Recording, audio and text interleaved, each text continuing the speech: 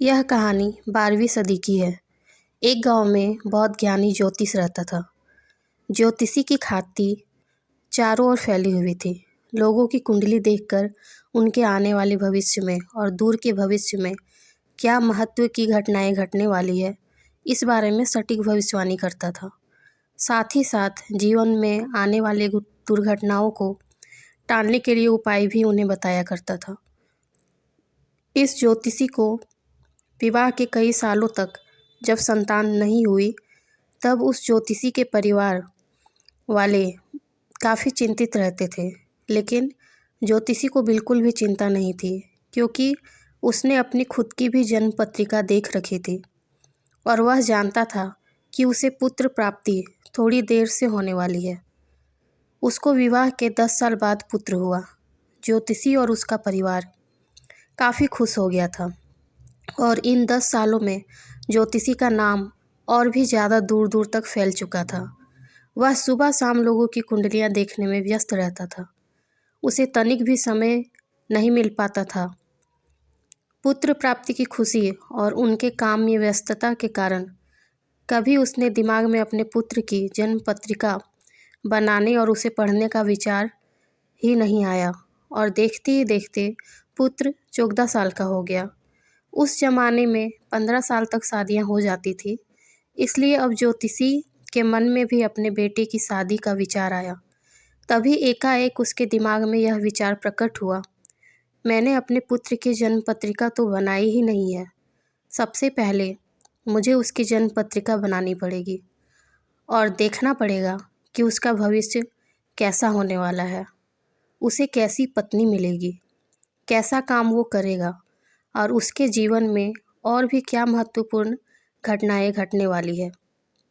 इस विचार आने की देरी थी और अपने व्यस्त जीवन से ज्योतिषी ने समय निकाला और फटाफट अपने पुत्र की जन्म कुंडली बना दी। उसे यह देखकर आश्चर्य और दुख हुआ, क्योंकि उसके पुत्र की कुंडली के हिसाब से उसका पुत्र 15 वर्ष का होते ही आधी रात में मर जाएगा।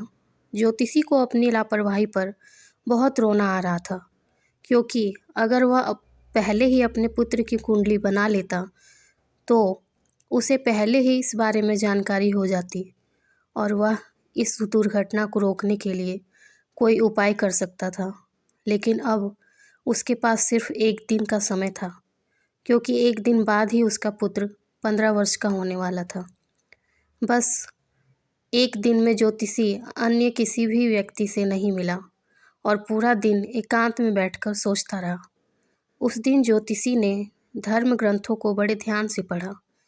जिस दिन ज्योतिषी के पुत्र का जन्मदिन था, उस दिन ज्योतिषी ने उसको अपने पास सवेरे सवेरे बुलाया और उसे कहा कि तुम द्वार पर खड़े हो जाओ।